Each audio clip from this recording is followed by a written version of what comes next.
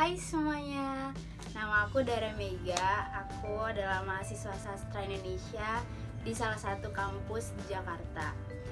Buat kalian yang berminat masuk jurusan sastra atau bahkan baru memulai kuliah sastra, aku mau berbagi pengalaman aku sebagai mahasiswa sastra.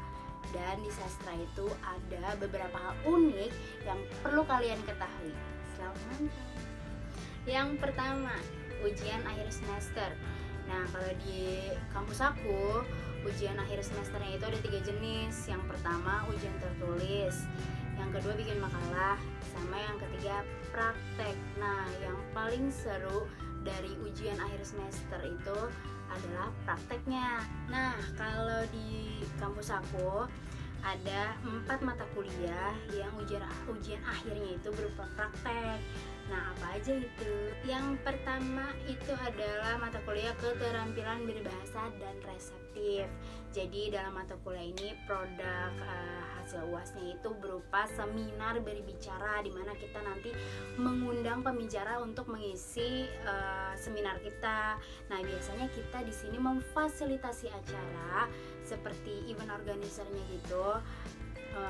Dan juga nanti kita berkomunikasi dengan berbagai pihak kayak media partner, terus juga sponsor dan lain sebagainya. Nggak jauh beda sama public speaking, tapi ini lebih ke arah sastra. Selanjutnya ada mata kuliah apresiasi sastra. Seperti nama mata kuliahnya, inti dari mata kuliah ini yaitu mengapresiasi karya sastra.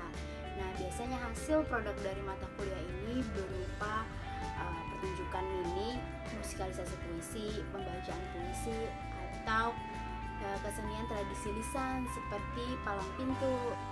Nah, yang selanjutnya ada mata kuliah apresiasi drama. Hasil UAS dari mata kuliah ini yaitu adalah pertunjukan teater, di mana ada pemain dan tim artistik. Nah, pemainnya itu biasanya ya melakukan lakon, pertunjukan teater, dan tim artistik yang memfasilitasi terselenggaranya acara. Terakhir ada mata kuliah manajemen pertunjukan. Gak jauh beda sama apresiasi drama. Manajemen pertunjukan itu biasanya pertunjukan yang lebih besar.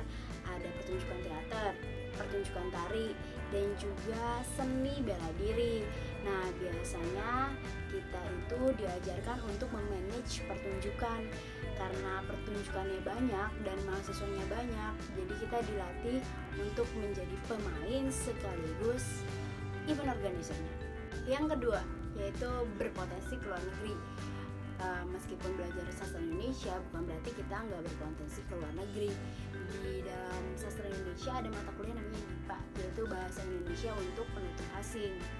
Di dalam mata kuliah BIPA kita diajarkan untuk menjadi pengajar, tutor untuk mengajarkan orang asing yang mau belajar ke Indonesia.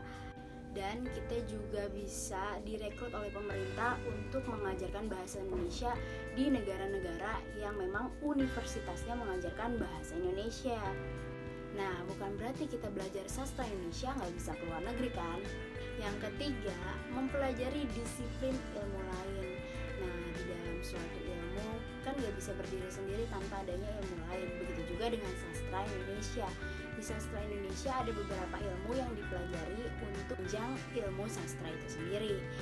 Nah, di sastra ada ilmu lain yang dipelajari yaitu psikologi dan sosiologi. Nah, apa kaitannya dengan sastra Indonesia?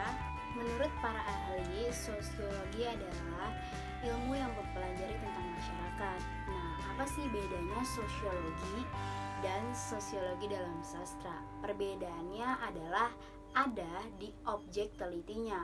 Kalau sosiologi mempelajari masyarakat melalui masyarakat itu sendiri, sementara sosiologi dalam sastra mempelajari masyarakat melalui objek karya sastra. Bedanya psikologi yang berkaitan dalam karya sastra berarti kita mempelajari perilaku manusia dan fungsi mental manusia melalui karya sastra atau penutur bahasa. Nah, itu dia hal-hal menarik yang ada di perkuliahan sastra Indonesia. Buat kamu yang tertarik di jurusan sastra Indonesia, jangan ragu-ragu lagi untuk pilih jurusan sastra Indonesia. Nah, segitu dulu dari aku, dan jangan lupa like, comment, subscribe.